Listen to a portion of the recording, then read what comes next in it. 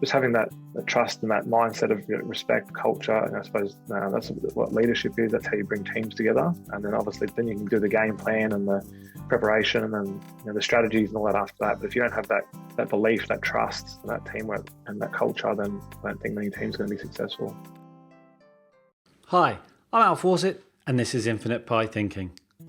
So if you've listened to previous episodes, welcome back to Season 4 of the Infinite Pie Thinking podcast. And if this is your first episode, I hope you take a lot from it and it inspires you to go back and check out some of my previous conversations with so many remarkable guests. So what can you expect from Infinite Pie Thinking? Well, I hope it continues to inspire, inform, educate and motivate as I talk with high performers and explore the trends, patterns and lessons that we can learn from them. So in these conversations, I speak with world champions, elite athletes and coaches, psychologists, award-winning entrepreneurs and business leaders, entertainers and creatives about their infinite performance improvement experiences. They'll share their stories, their insights, perspectives, research, their thought processes, and of course the action they took in the past, that they're taking now in the present, and the plans they have for the future to ensure they continue to get better. In this conversation, I'm speaking with Darius Boyd, a man who set out with the goal to play one game for the Brisbane Broncos in the NRL. After making his debut for the club at the age of 18 and winning a premiership in his first season, he went on to spend 15 years playing at the top level of the game. Darius achieved almost every accolade that rugby league could offer, playing and winning honours with his clubs, state and country before retiring after the 2020 season. You'll hear Darius share how, as an elite athlete, he learned about the importance of teamwork, the power of great coaches and coaching, surrounding yourself with the quality people and the quality information on and off the field. But his journey in sports was much more than that. In 2014, Darius attracted national media attention when he walked away from the game to seek help for his mental health. He returned the following year to restart his career, earning the title of Best Player for the Queensland Maroons in 2016. Darius now applies the lessons that he's learned and experienced and the strategies both lived and studied to help others achieve the best from their teams through a focus on positive mental health. There's so much more to this chat than footy, so take a listen and let me know what you think.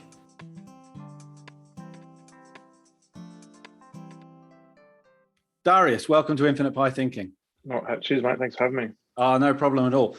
Look, Darius, I've just gone through your massive list of accolades and success and all these sort of bits and pieces, and no doubt we're going to tap into some of those things and what you're doing now and the impact that that's having on yourself and others around you. But I want to take you back a little bit, and I had a look on your website, and one of the things it says is that you were lucky enough to achieve your childhood dream, and that's obviously playing sport at a top level. So at what stage did that become this is what I want to do with my life?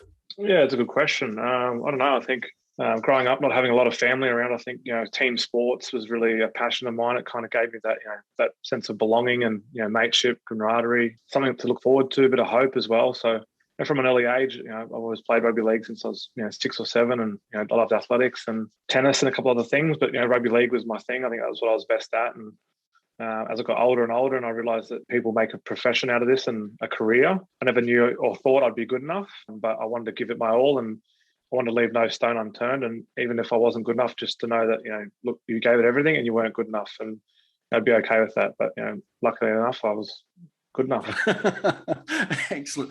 That's really interesting, isn't it? Because how many times we hear the stories of, I knew I was good enough. This was all I was ever going to do. This was my plan A. There was no plan B, and all these sort of bits and pieces. But you had those, not doubts as such, but those sort of thoughts that said, I might not be good enough. Did that then spur you on to want to try harder, do harder, leave it all out there on the field? Or was it okay, I can only do my best type mentality? Yeah, I think I was lucky that I was not one of those ones that grew up being the kid or the person that was always going to be the best. I couldn't make my state sides or my country teams in my own age group. So, I used to think, how am I going to make, the NRL team when that's any age group, and the best of the best when I can't even be the best in my own age group growing up. And those kids that went to rugby league excellent school to hopefully play rugby league one day. And there was kids with, different clubs had, the Dragons and Bulldogs, all these different NRL clubs, they had scholarships and contracts at 15, 16.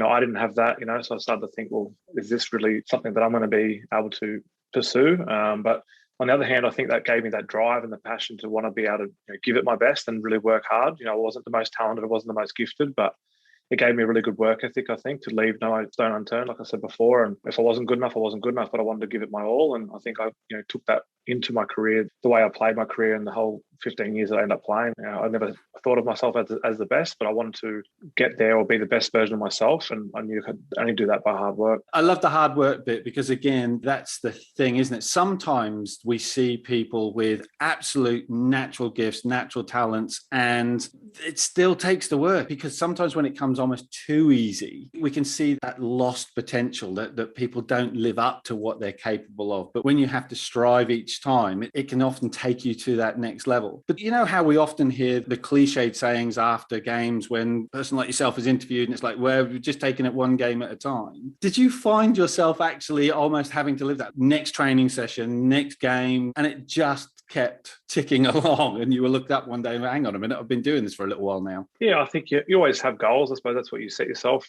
And mine was to play for the Broncos one day and play one game and wear the jerseys and the colours and fly to the different stadiums around the world and play and stay in hotels and all these the fancy things that it looks like from behind closed doors or when you're not supposed in that inner sanctum, I guess. But I think your goals change, and every year, for me, play for the Broncos. Eventually, I want a premiership, and I want, you want to play for Queensland, you want to play for Australia, you want to play a certain amount of games, you want to win more premierships. And then back into my career, I wanted to see how if I could get better at certain skills. No one ever plays the perfect game. I think in any sport, no one's perfect. You're never a 10 out of 10. You can always improve, and you can always be better. And I think that's what good athletes do. I think they really always strive to be the best that they can be and always strive for perfection because, that's probably unattainable, really. I get that, but it pushes you on. So were you the type of person that would analyse your game after every game? It would be sitting down and going, okay, what aspects of my game do I need to be working on? And were you working on strengths? Were you focusing on, actually, I'm really good at this, how do I make that the best part of my game? Or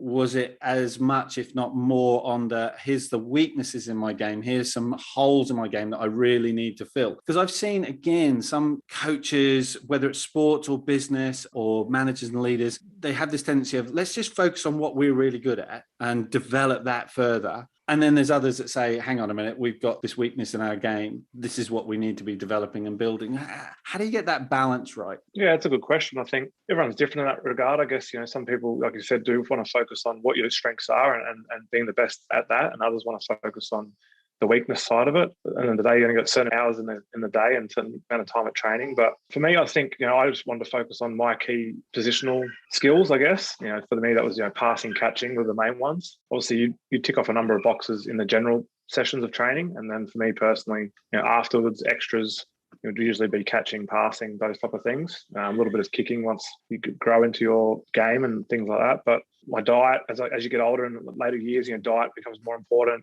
Stretching and ice baths, the recovery side becomes more important. So you become more professional as you get older. I think when I first started drinking soft drinks and eating KFC and different things as a kid, but you realise that as you get older and older, and to preserve your body and to play as long as you can, that the recovery, the stretching, ice baths, massages, all the professional things of the game, even video watching, study.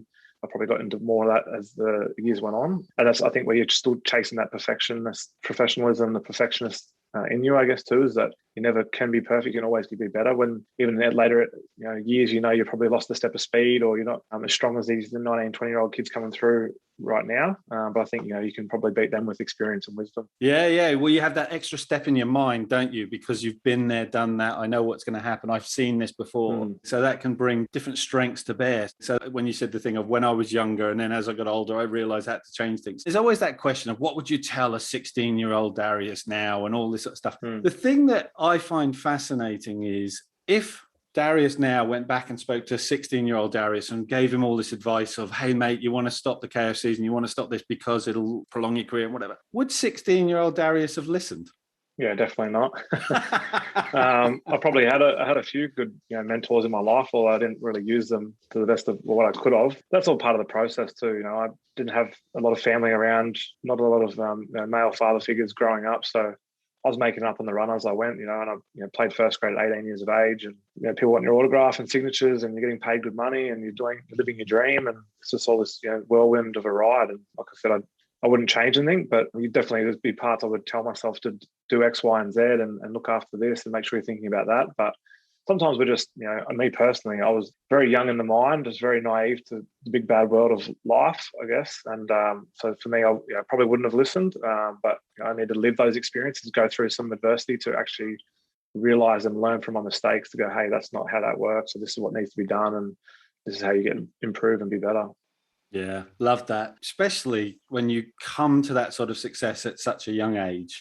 Whilst you know that there is going to be an end at some point, it sort of feels like it's a long way away. And hey, look, I'm just going to soak all this up and I'm going to grab this while I've got it. And it can be sort of fascinating. But so I want to put you back in that first day of running out wearing the Brisbane Broncos jumper and you step out onto that pitch. What was that experience? Was it overwhelming? Was it exciting? Was it, I can do this, I belong here? What was going through your mind on that first day stepping out? That's a hard question. It's that long ago, I can barely remember it. But I do remember a few things. I remember the lead up. I was playing on the wing with another mate that I went to school with. We were both on the wing for that game for the Broncos. So we got a couple of photos for the week, and we were living together, I think, at the time as well. So we were basically schoolmates and growing up together, living together. So it was an old photo of us, back to back, about to play for the Broncos as 18-year-old kids, basically. He'd already played the year before, so I remember watching him play the year before, which I thought that was amazing. He's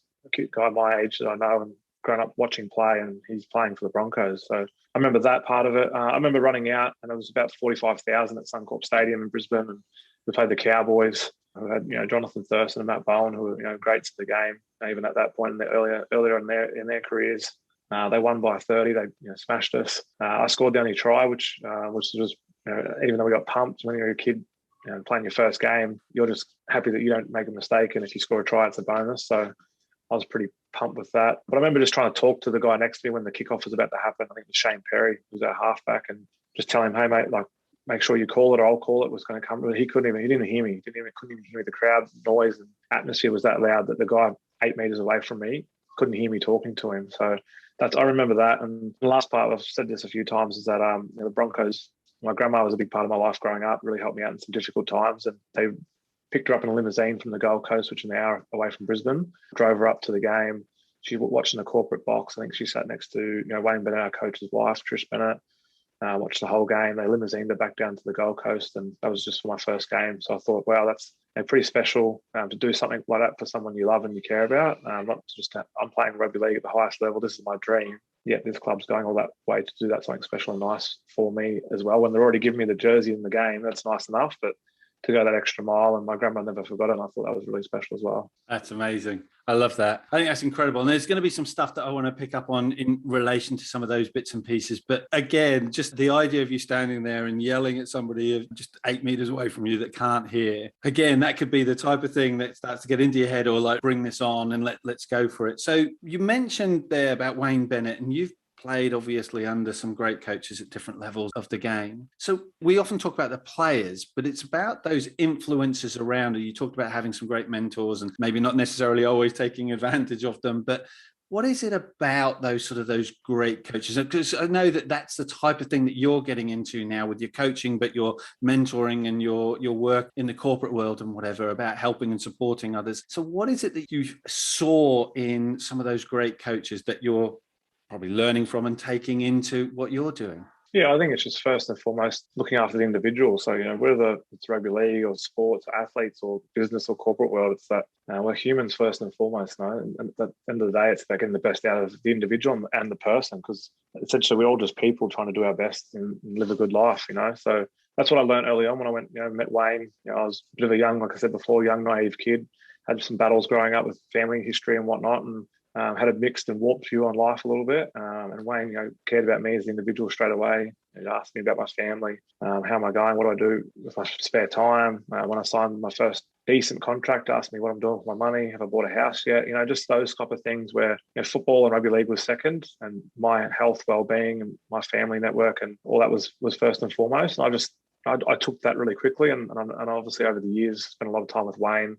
And Mal Meninga was another great coach I spent a bit of time under in Queensland. He was very similar too. He just cared about the individual. He asked for trust and respect, and you'd give that back, obviously, in a heartbeat because of not only what he's done and they've done as players and coaches, but the way they would treat you. Similar, you should treat them the same way. So just having that trust and that mindset of respect, culture, and I suppose that's what leadership is. That's how you bring teams together, and then obviously then you can do the game plan and the preparation and then the strategies and all that after that. But if you don't have that belief, that trust, and that teamwork and that culture, then I don't think many teams are going to be successful. Yeah, well, in fact, it was actually a post that you wrote on LinkedIn that had me reach out to you in relation to the fact that obviously your time playing for Queensland, you were at a period where Queensland was absolutely dominant in the state of origin. You were playing under the likes of Mal Meninga and with some greats around you. And you wrote this post with the 5 reasons that you felt that team excelled in the way that it did. And the first point that you made in that was that you had to have a winning culture, and you talked about Mal Meninga in that, and you said the boss sets the standard and everyone else follows. But like you said, it's that thing of, we can see leaders who stand up and demand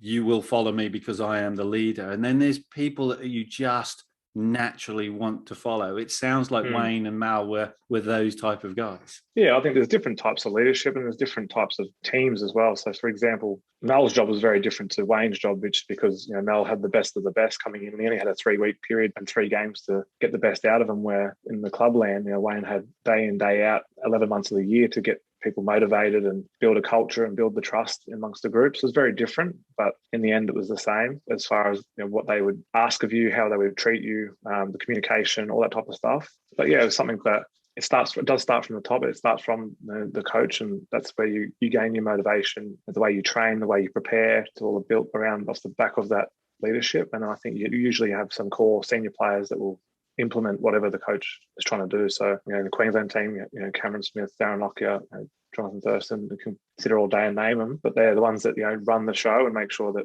have a great time and enjoy each other's company when we're around each other. But when training's on and it's time to prepare, and you know that they're setting the standard, and you got to follow it as well. And then the same time when I was in Brisbane or any of the good teams I was around in the clubland, Wayne set the standard, and then there's a few senior players that would always drive it as well. So when you were a junior player and sort of looking at those seniors, it was I'm watching these guys and they're putting in the extras and they are doing things at a certain level and they won't take any, we can have fun and enjoy ourselves, but we're here to do a piece of work. But what about when you started to transition into those senior roles? Did that sort of, because you'd lived and breathed it and come up through, it felt natural? Or when people were sort of looking to you to guidance and to setting those standards, how did you find that transition? Yeah, it was a bit of a challenge, I think. But I suppose the way I've always trained in my work ethic, I was always someone that had those, I suppose, attributes, but I didn't have probably the off-field, the talking and I didn't do a lot of media and different things back in my early days. I wasn't probably off the field. I probably didn't have leadership qualities, but definitely on the field and my work ethic around training, the way I'd prepare and how much how I would train. I definitely led by example, even from a young kid. So probably as I grew in that transition period, I just needed to grow the off-field type of stuff. The talking,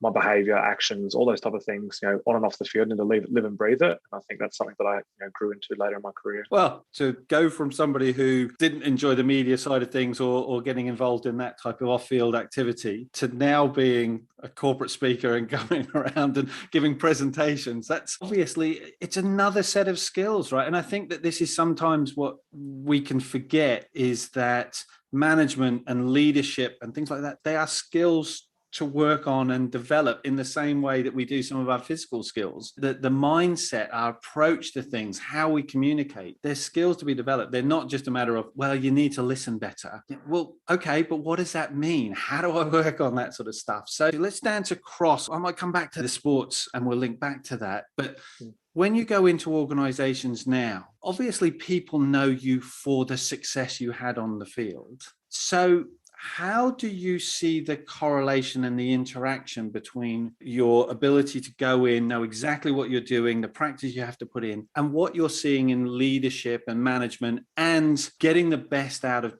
teams within organizations? Yeah, I think it's something I'm really passionate about in the last stage of my career, and especially the mental health space. And I think the mental health space really relates to the individual, essentially, getting the best out of individuals, and that's going to help in turn the team. if I'm the best I can be in myself, then I'm going to come to any team and be the best version of myself for that team and help that team be successful. And I think in a different way, that's what, Wayne, Mel, those type of guys, I learn a little bit off them as they cared about the individual, and that's how it relates to the team. If your home life's good and your family's well and you got a roof over your head and you got food on the table and you've got a car to get to work and all these different things, then you're probably going to come to work and do really, really well. If you don't have those things, how can we help you with that and then get you with everything? No excuses, basically, I guess. So, and then I just put a bit of a mental health spin on that as far as what I've learned, what I've changed in my life, as far as things I've learned in the mental health space. Yep. At the end of the day, like you were saying before, we all know what physical traits are and how well we can do physically, but everyone probably aren't as kind to their mental health and their mental side, or don't put as much practice into it, don't have a bit of a plan around it. So sometimes just having a plan, understanding, we all go through hardships about what type of networks and support and strategies you have around you. How do you get the best out of yourself, and then how that works for a team? So it's something that I've been doing a little bit for the last 5 or 6 years. It's something I'm really passionate about, and I think it's been good to kind of work that mental health space into developing and helping teams. I'm assuming that's why the website, the business, is the I in team. So it's looking at the individual within a team and how, if the individual is at his best and all the individuals are at their best and then they work together at their best, then that's when you get a winning team, right? Yeah, I think that was the idea of it. It was lack of a better term of thinking about. I used to do a bit of the work. I wrote a book around my career, and it was called Battling the Blues. And obviously that's play on words, obviously playing the blues, but also battling the blues, my mental health and my well-being, a bit of my story and my journey. But I just thought, it was really such a mental health focus. And I thought it doesn't have to be all, dour and sour about mental health and symptoms and risks and all these things. We can talk about mental health and how that works, but also more related in a positive light about teams. And teams doesn't have to be your work team or your sporting team. It might be your father and son team. It might be your wife and yourself in your team. It might be your husband. Whoever it is, any team. Whatever team it is, it can be a 2-man team, it can be a 10-man team. So, but just being the best, like you said, individual that you can be, and understanding what that means. How do you be the best version of yourself? And if you are, then most people, whatever job and workforce they're in that job because they're good at what they do. But if they don't give their best, or they're not motivated, they've lost concentration, whatever it may be, that might be because they're struggling or going through a bit of a change, or a bit of adversity. So how do you navigate through that bit of a tough period in life? Because, we all have ups and downs. Life's not a box of rainbows and lollipops. There's some adventures in life, and some are difficult to get through. So if we have all these tips and tools and strategies to get through that, then you're going to be able to be your best and deliver your best. Yeah. Well, it's a really fascinating one at all levels. So I love the fact that when you made reference to people who come in, when they're doing a role, it's because they're good at that role. That's normally where they are. So like you say, from a sports coach point of view, especially when you mentioned the difference between what Mal had to do as opposed to Wayne in relation to the different roles they had within the teams. But each of them in their own way were looking at individuals that said they've earn their spot here. Talent is a given. They have the skills to play rugby league at a high level. My job is to make them into great people.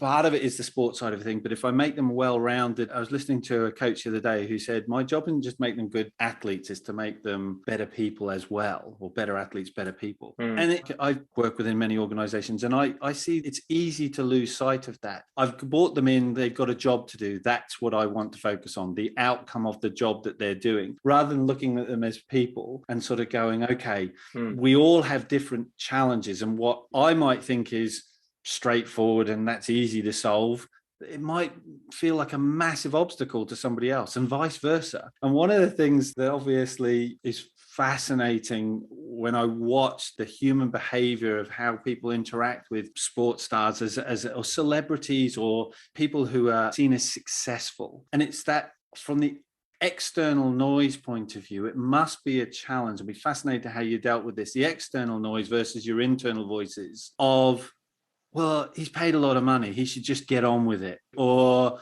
I do what he does for free, he should think himself lucky. All these sort of things. Regardless of what they're paying you on your paycheck, you're still an individual, you're still a person. Yes, obviously there's there's a pressure that comes with that. And I'm sure that pressure you guys felt yourself. And nobody turns around and says, they're paying me that now, so I don't need to try. I don't need to bother. I don't, you want to go out there and do, as you said, the best you can do. So how did you deal with those external noises? Yeah, it's a good question. It's probably a long answer, to be honest. But it was a long question. No, I think, for me personally, I mean, apart from LinkedIn, which I've only started up this year, business-wise and purposes, but I don't have social media. I don't have Instagram and Facebook and any of those things, Twitter, and I've never have. So I think that's kept me in good stead. One, it's not in my makeup, not my personality to probably have it, but two, it's just something, for my mental health, a bit of a mental health care plan for myself, that reading negative comments, or, I don't watch the news.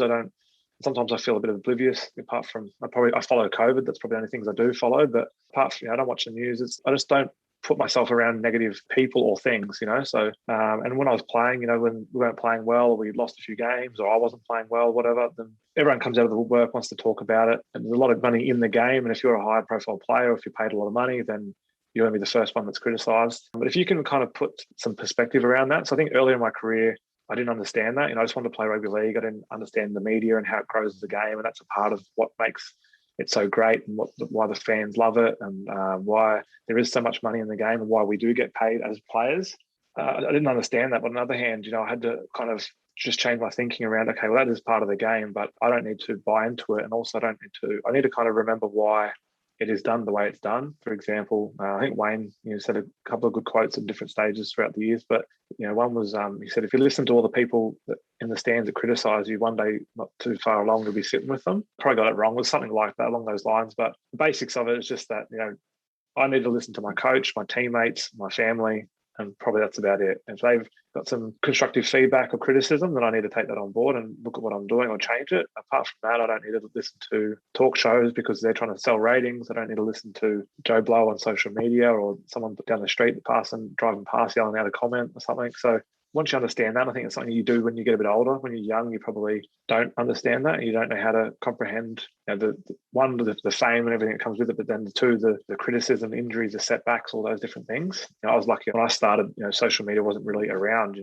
so it wasn't until later in my career that it really come along. But it's something that the young athletes today, I think they have to really worry and really have people around them and good people of support to make sure they're getting through this and understanding a lot about social media and criticism, the way the media does work. Because on one hand, they're there to build you up and pump you up, but when they're pumping you up, they're probably pumping you up to bring you back down straight away too. So you just got to be really mindful of how you treat it and how you look at it. Yeah. Well, the thing is, again, it goes back to that everybody's got an opinion, right? So just because somebody else has got an opinion doesn't mean you have to agree with it. Yeah. And then you get into that battle of trying to change their minds, and and you're on a hiding for nothing with all those sort of bits and pieces. But you made reference to the thing about feedback. So the same thing applies. I see this with clients that I work with. You can get somebody who's seen as has high potential, future talent, future leader, whatever it might be, and we're going to put them on a pathway for success, and they love it. And it's amazing how at the start lots of people can be around them going, that's great, wow, we're right behind you. And then slowly but surely you can start to see why are they put on a pedestal, and they don't do anything I don't do, and all these sort of bits and pieces. And it can start to shift and change. And then you can start to see the individual go, oh, do I deserve this? And it can start to have an impact on them, as opposed to the ones that sort of grab it and go, I need to sit down with the right people, as you say, and say, how am I doing?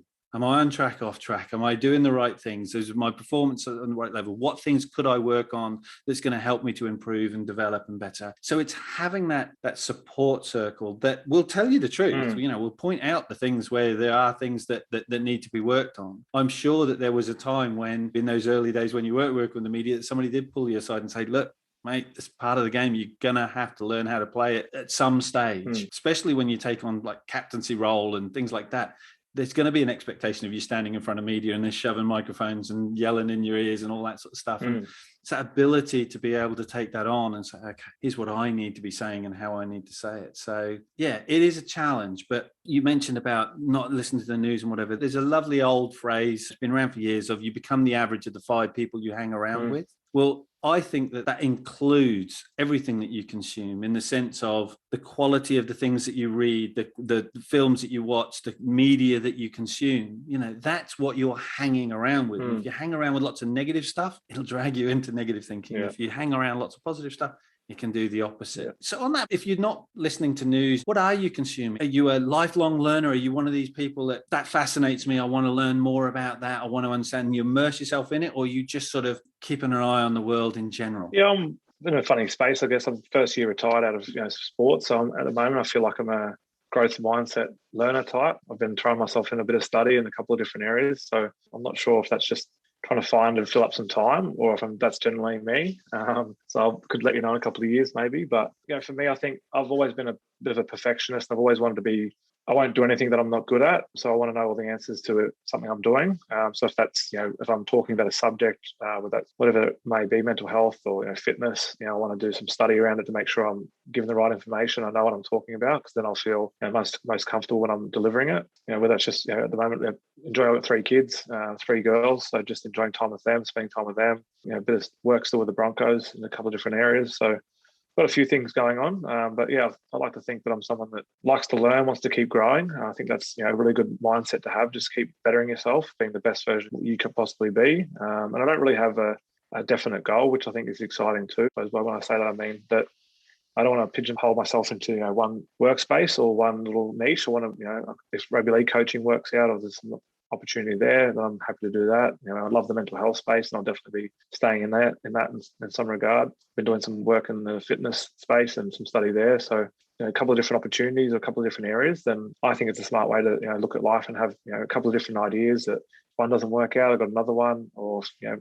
working somewhere and you're made redundant, or COVID happens and things don't work out. God knows what happens. And you've got other opportunities. You're skilled in other areas that you can go and do other things, which I think is good mentality and good headspace to be as well. Well, the thing that seems fascinating from there, and there seemed to be a theme through each of the things that you mentioned, and that's the development of people, yourself and others. So whether it's helping people developing their mental health, or developing within the Broncos, the sports side of things, or developing your business, or all these sort of various bits and pieces, it had that development theme to it. And it strikes me as that as your career went on, well, actually, if you think about it from what you were saying at the beginning, that thing of, I might not make this, but I'm going to do what it takes. So I am going to develop my skills. I'm going to develop my fitness. There was always that drive and desire.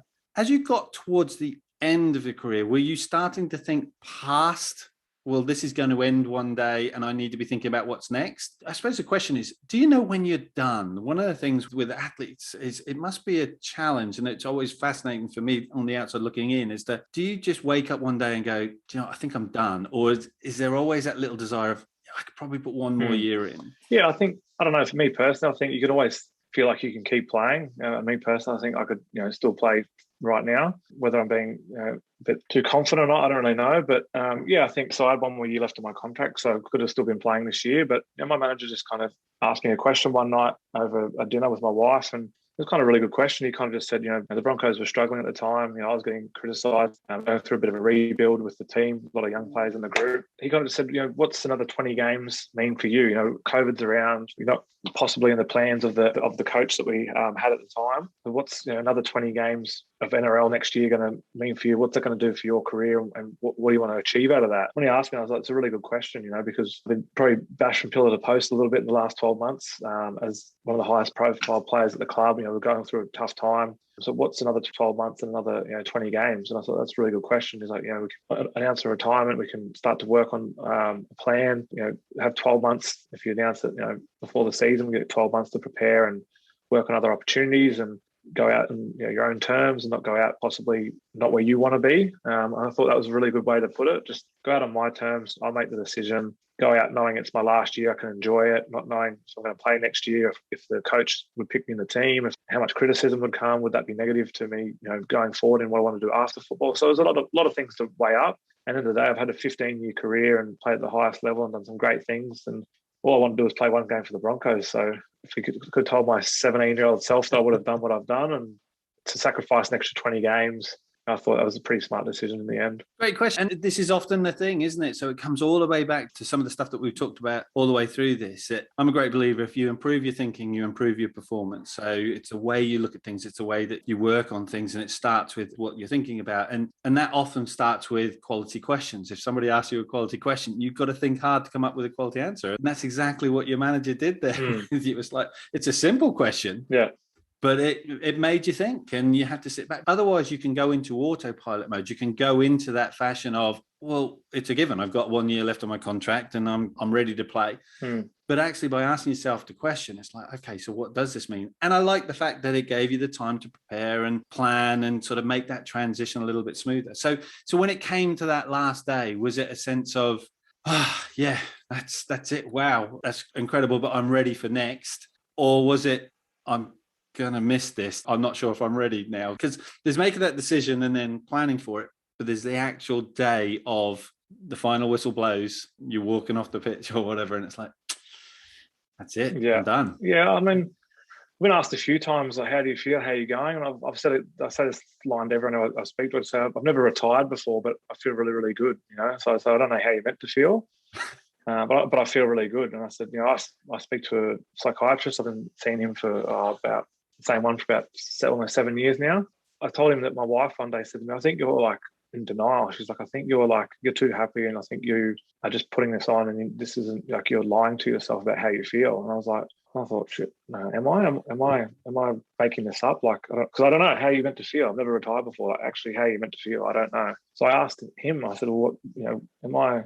He goes, you can't fake your emotions and feelings. Like, you can put on a brave face, but your thoughts and the feelings and your emotions are going to come out at some point. Like, you cannot consistently be making it up. So if you feel good, then maybe you knew it was your time. Maybe you are happy with the less stress and pressure. Maybe you're excited for what's next. There's a whole list of different things it could be, but if you're excited, just enjoy it.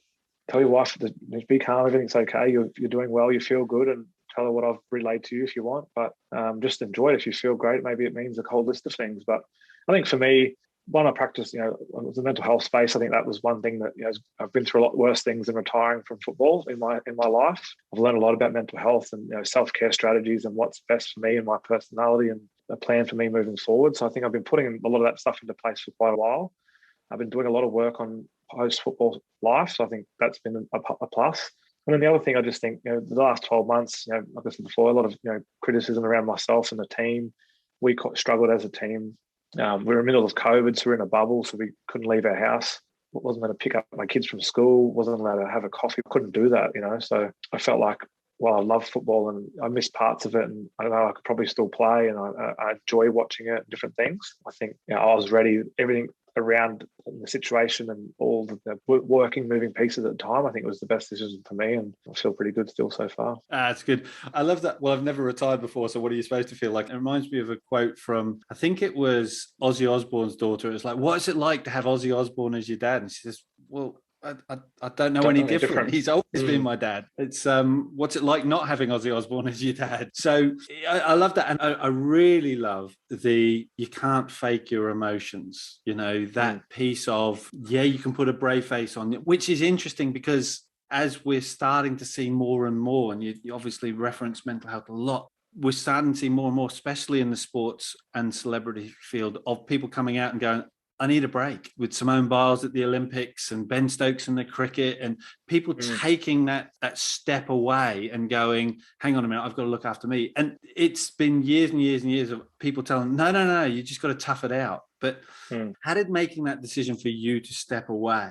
Because I'm sure you probably had a variety of people probably doing that. Come on, mate, you just got to tough it out. Or at least having that sort of external noise of that's what you do. At what point is it that you realize that, no, this isn't just a matter of I've just got to try a bit harder. This is something that actually, for my own good, I need to step away.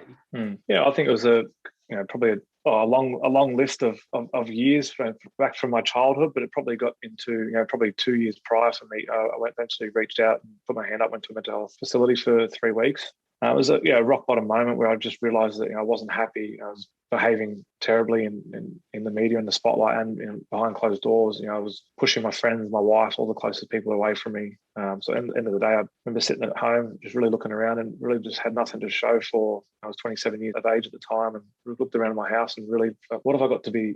Where's life for me? Where's this happy young kid from all these childhood photos? Where's that smile from that kid that used to love playing football and had friends and all these different things? Where's that person gone? And it was kind of just a rock bottom but light bulb moment, as well as that I don't know what's wrong, but I need to put my hand up and do something. I need to change. And I won grand finals. I played for Queensland and Australia at the time, and I wasn't happy, and that just shows to me that, and like you said before about Simone Biles, sometimes when you talked about money before as well, more money, more problems, social media. I think she's got millions of followers on social media. I can only imagine the pressure and the scrutiny that she possibly be under, and the weight of the world on her shoulders. I think even off track a bit, I remember watching Tiger Woods and Michael Jordan's documentaries, and they were the most happiest when they were alone in their hotel room by themselves, because that's when the only time they could get some peace and some quiet and didn't have that weight of expectation of the world on them. And not saying I had that or other people have that, but in Australia and in rugby league,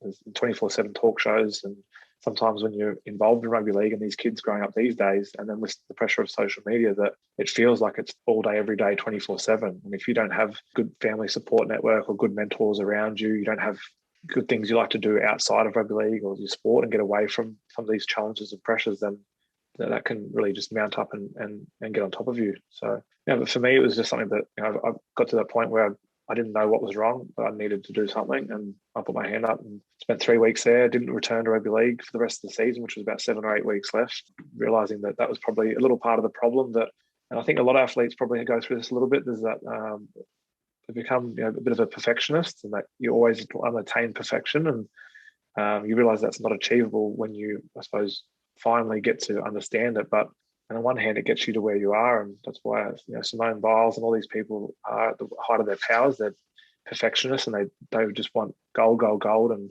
more. But it's, in the end, it ends up becoming unhealthy. And if you don't have a bit of a network around you, or a bit of a understanding or perspective around perfection, I think it can really derail you, because at the end of the day, you're never going to get perfection. And if you can't enjoy those gold medals or playing for your country or whatever you do in life, then it's going to come crashing down pretty quickly. Yeah, I think that's brilliant. And again, it's breaking patterns, isn't it? If we start to get into that cycle of, well, I'll just get through the end of the season and then I'll take a break or whatever. It's that thing of like, I need to break this pattern. And it sounds like if you took the 3 weeks out and then went, I'm done for the rest of the season, it gave the opportunity to almost like reset and reboot and get recharged to come into the next one again, as you said, with the right mindset to be able to, or at least on the right track to be able to take things to that next level. And as I say, I know that you go into organizations and you help them with that. So is that with regards to supporting leadership and teams to spot those sort of marks, to be that support mechanism? I remember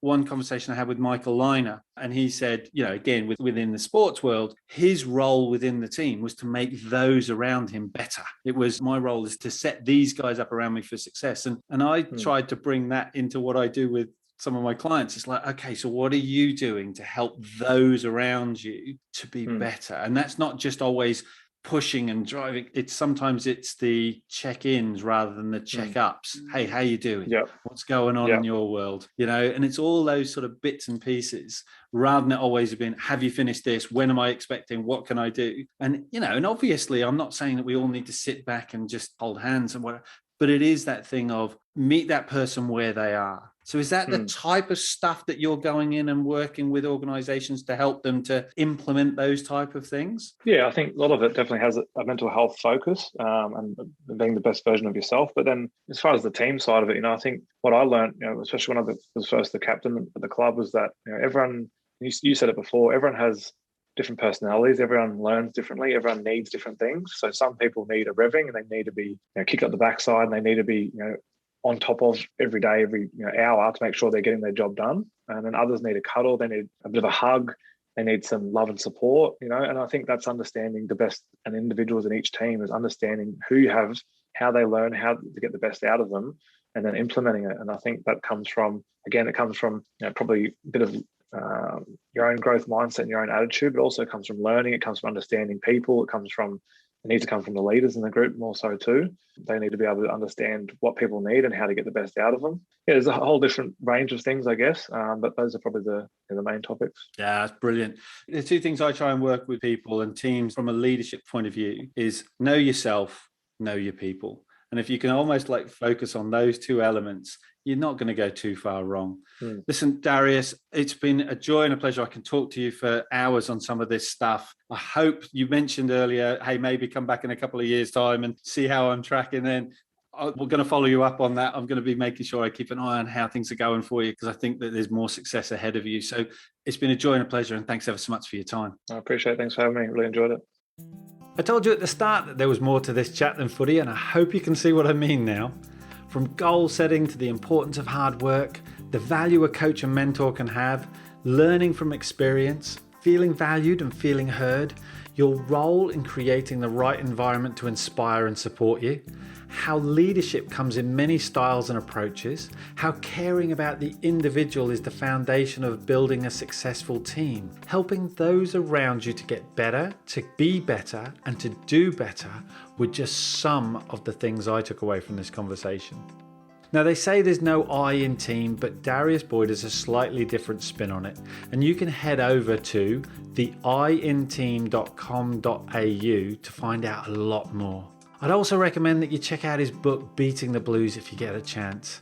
So I'm going to put the various links in the show notes, as well as the original post that Darius put on LinkedIn that inspired me to reach out to him in the first place. So a big thank you to Darius and to you for taking some time to check it out and to give this a listen. If you enjoyed it, let me know what you took from it, and I'd love it if you would share it with someone else that you feel will get something from it. Of course, if you're working on your own goals and performance improvement and want to explore how our coaching could help you, you can reach out to me over at infinitepie.co.uk. In the meantime, keep doing stuff that matters with people that count.